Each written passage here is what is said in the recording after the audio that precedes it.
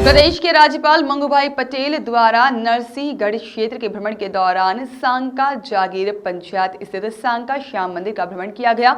इस अवसर पर उन्होंने पूजा अर्चना की तथा मंदिर में कलाकृतियों का अवलोकन भी किया और बाद में परिसर का भ्रमण किया। सांका श्याम मंदिर पहुंचने पर मंदिर समिति द्वारा परंपरा के अनुसार पगड़ी बांधकर राज्यपाल पटेल का स्वागत किया गया।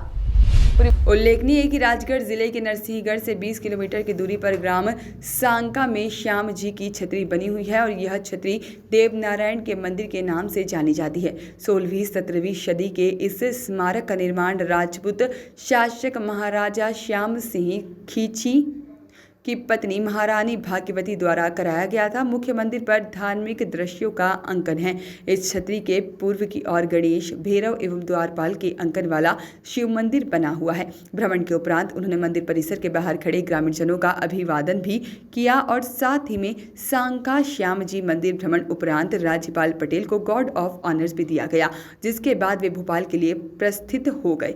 साथ ही में इस अवसर पर सांसद रोडमल नागर, सारंगपुर विधायक कुंवर कोठार, कलेक्टर हर्ष दीक्षित, साथ ही में पुलिस अधीक्षक प्रदीप शर्मा, मुख्य कार्यपालन अधिकारी जिला पंचायत प्रीति यादव, अपर कलेक्टर कमल चंद्र नागर, साथ ही में अनुविभागीय अधिकारी राजस्व नरसिंहगढ़, अमन वैष्णव एवं मंदिर प्रबंधन समिति सदस्य मौजूद रहे।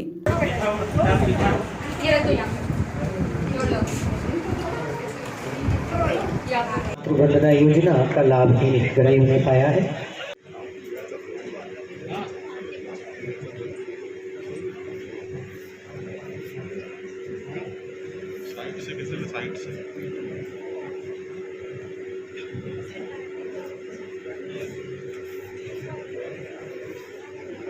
उन्हें हमें मार्गदर्शन दिया।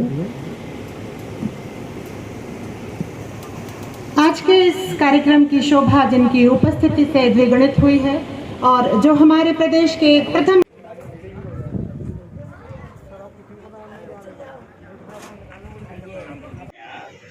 बदलते रहना चाहिए, एक ही में पड़े रहना तो नहीं चलेगा। 40 साल हो गए।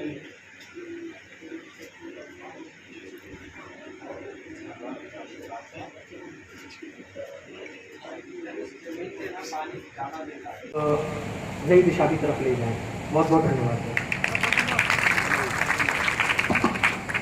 आइए, कई छोटे बच्चे को भी जो लाभ देना था वो लाभ दिया, और कन्या जो छोटी छोटी उसको भी बैग दिया वगैरह, किट वगैरह दिया, वो सरकार की ओर से दिया। योजना का लाभ लिया, ये भी यहाँ सांसद जी ने बहुत कुछ बताया। यहाँ जो है वो सुनते हैं, या बैठे हैं उनको वो सब जानकारी है, मगर कितने लोग हैं जो आए ही नहीं, तो उनको भी जाकर बताना चाहिए। मैंने आगे बोला ना कि युवक युवती जो है ये सभी योजना जानकर अपने आसपास में बताए, और जो जिसको के प्रति जागरूक बनाना होगा। योजना की जानकारी लेकर खुद और दूसरों को भी लाभ दिलाना होगा। विकास यात्रा का सबसे मजबूत स्तंभ है शिक्षा। हमारे बच्चे पढ़ लिख कर बेहतर जिंदगी जिए, हमारी जिम्मेवारी है। बचपन में सिखाई गई स्वच्छता, स्वास्थ्य और आहार संबंधी अच्छी आदतें, सेवा सहयोग के अच्छे भाव, संस्कार और शिक्षा जीवन भर साथ रहते हैं। ये काम यहाँ जो मैं अभी मेरा कार्यक्रम पूरा करके मैं आंगनवाड़ी में जाऊंगा, वो प्रचारिका हो या सहायता हो, उसमें जो संस्कार डालते हैं उसका सिंचन भी घर में भी होना चाहिए। बच्चा जाता है शाला में, आंगनवाड़ी में जाता है, आकर घर में उसकी बहन को या पेरेंट्स को पूछना चाहिए, बेटा आज क्या कराया तुमको आंगनवाड़ी में, आज जो कक्षा में तुम पढ़ते हो तो क्या कराया, उसको मेरे को बताओ तो सही। बालक को प्रोत्साहित करना मिलता है। ऊपर से समझ में आ गया। कोई पत्रकार उसकी दूसरी भाषा में नहीं समझे, मगर कई परिवार ऐसे हैं वो जो व्यसन में पड़े हुए उसका प्रगति नहीं दिखता। एक घर में ऐसा होगा, सारा परिवार दुखी होगा।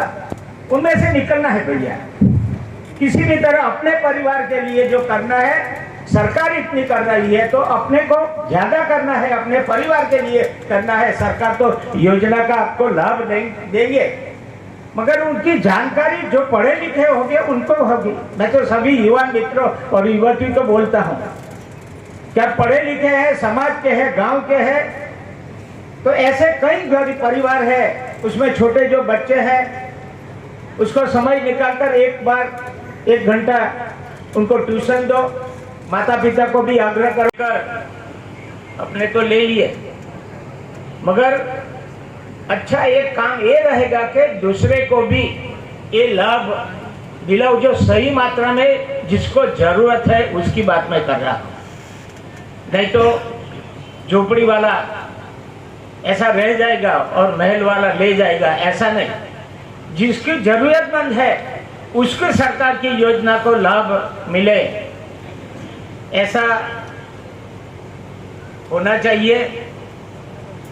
मेरी यहाँ के आज के कार्यक्रम में आते ही समय में देखता था कि सारे रास्ते पर कई लोग में एक अनेरा उत्साह में देख रहा हूँ, उनके मुंह पर मैं तेज देख रहा हूँ।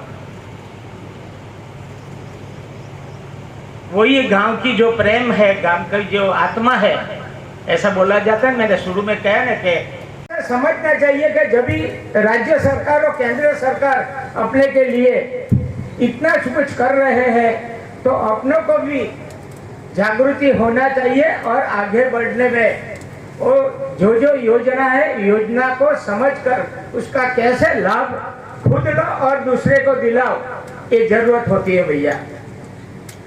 हमारी जिम्मेदारी है कि हमारे घर परिवार का जीवन स्तर बेहतर बने। जो दुख हमने झोले हैं, वो मुसीबतों का सामना किया है, उनका सामना हमारी आने वाली पीढ़ी को ना पड़े, ये बात बहुत समझने की जरूरत है। ज्यादातर पिछड़े हुए लोग कई व्यसन में पड़ जाते हैं। यहाँ जनजाति के लोग हैं, घर ठीक नहीं है, गरीब है, अनपढ़ है, मगर उनके साथ एक व्यसन का घर हो जाता है। देखो किसी भी घर में कोई पढ़ा लिखा आदमी होगा, उसका घर देखना, और अनपढ़ वाला घर है उसमें देखना। अनपढ़ वाला घर है उसमें व्यसन। वॉइस ऑफ रेड्स के लिए राजगढ़ से नाज़रीन अल्ताफ की रिपोर्ट।